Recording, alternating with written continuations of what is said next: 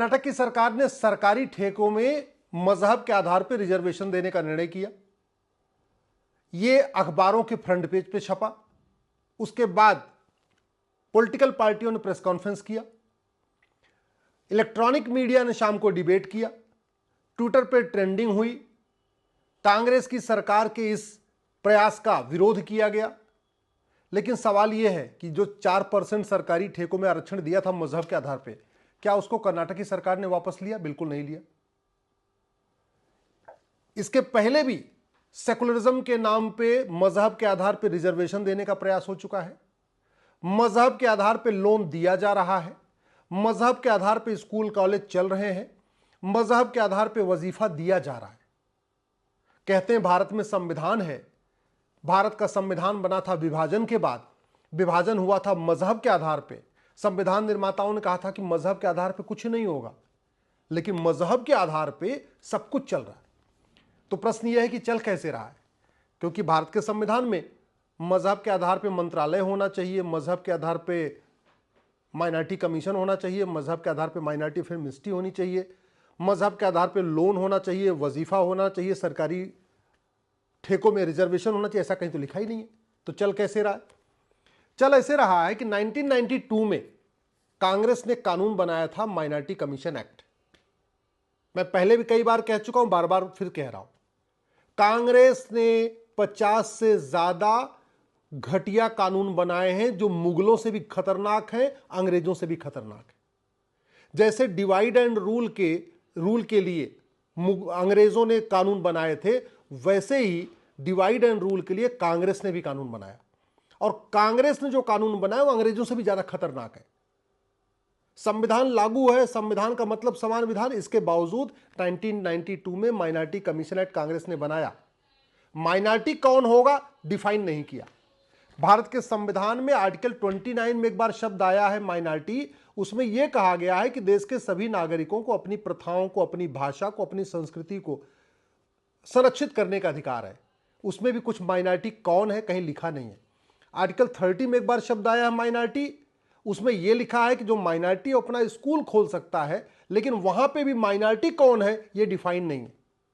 तो न भारत के संविधान में माइनॉरिटी डिफाइन है, न माइनॉरिटी कमीशन एक्ट में माइनॉरिटी डिफाइन है जो 1992 में बना, न जो 2004 में माइनॉरिटी एजुकेशन एक्ट बना उसमें माइनॉरिटी डिफाइन है। इसके बावजूद अलीगढ़ यूनिवर्सिटी माइनॉरिटी यूनिवर्सिटी हो गई, जामिया यूनिवर्सिटी माइनॉरिटी यूनिवर्सिटी हो गई, माइनॉरिटी के नाम पे अपने इंजीनियरिंग कॉलेज खुल गए, माइनॉरिटी के लॉ कॉलेज खुल गए, माइनॉरिटी के जो है हॉस्पिटल खुल गए, माइनॉरिटी के स्कूल खुल गए, माइनॉरिटी की कोचिंग खुल गई, माइनॉरिटी का वजीफा खुल गया, माइनॉरिटी को लोन दिया जा रहा है, माइनॉरिटी को मुफ्त में मकान दिया जा रहा है, माइनॉरिटी को नौकरियों में रिजर्वेशन दिया जा रहा है, माइनॉरिटी को अब तो सरकारी ठेकों में भी रिजर्वेशन दिया जा रहा है।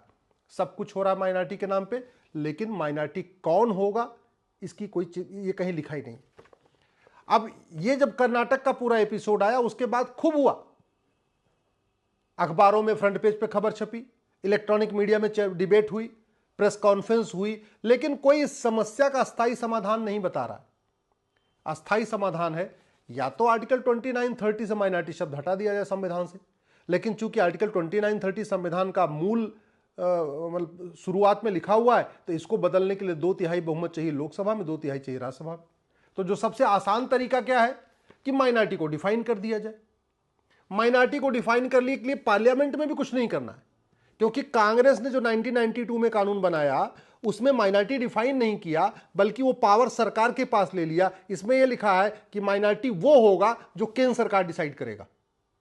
तो यानी आज की केंद्र सरकार बहुत आराम से एक सिंपल नोटिफिकेशन निकाल के कह सकती है, एनी ग्रुप और community which is socially, economically, politically non dominant and inferior in population less than 1% is minority.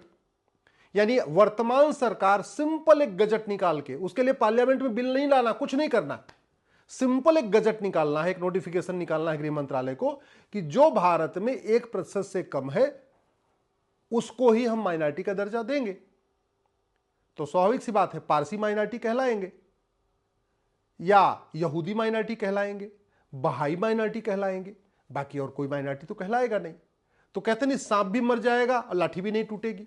Minority majority वाला चलता भी रहेगा मामला, और माइनॉरिटी में जो माइनॉरिटी के नाम पे जो गंदा खेल चल रहा है वो भी नहीं होगा। अब पूरा पूरा लाभ असली माइनॉरिटीज को भी मिलेगा। इसलिए मैं कह रहा हूं कि तू मैं करने से, आरोप प्रत्यारोप करने से, नूरा कुश्ती करने से, बतौलेबाजी करने से देश का भला नहीं होगा। कांग्रेस को कोसने से भी देश का भला नहीं होगा। देश का भला होगा कांग्रेस के द्वारा बनाए गए घटिया कानूनों को या तो खत्म करने से, या तो उनको बदलने से, या तो उनकी व्याख्या ठीक करने से। इस माइनॉरिटी कमीशन एक्ट को खत्म कर दे। सबसे पहला है कि संविधान से माइनॉरिटी शब्द हटा दिया जाए, लेकिन उसके लिए 2/3 बहुमत चाहिए। दूसरा, माइनॉरिटी कमीशन एक्ट खत्म कर दिया जाए, माइनॉरिटी एजुकेशन एक्ट खत्म कर दिया जाए, उसके लिए सिंपल मेजॉरिटी चाहिए लोकसभा राज्यसभा में। और ये भी नहीं करना है तो तीसरा काम सिंपल माइनॉरिटी को डिफाइन कर देना है। उसके लिए कोई पार्लियामेंट में कोई बिल ही नहीं लाना है, गृह मंत्रालय के पास वो अधिकार है। सिंपल एक पन्ने का नोटिफिकेशन निकलेगा, उसको जो होम सेक्रेटरी उनके साइन हो जाएंगे, और उसमें लिख दिया जाएगा कि जो समुदाय भारत में 1% से कम है वो माइनॉरिटी है, और जो 1% से ज्यादा है वो माइनॉरिटी को उसको कोई लाभ नहीं मिलेगा। तो ये जो ठेका चल रहा है, एक रिजर्वेशन भी चल रहा है, तो कोचिंग भी चल रहा है, जो दुनिया भर के ड्रामे चल रहे हैं, ये सब अपने आप बंद हो जाएंगे। मेरा आपसे निवेदन है, इस वीडियो को अधिक से अधिक शेयर करिए और अपने अपने सांसदों और विधायकों से मिलकर उनको बताइए कि माइनॉरिटी को या तो खत्म करें, और नहीं खत्म करना चाहते हैं तो कम से कम माइनॉरिटी को डिफाइन करें। जो 1% से ज्यादा है उसका माइनॉरिटी का दर्जा खत्म होना चाहिए।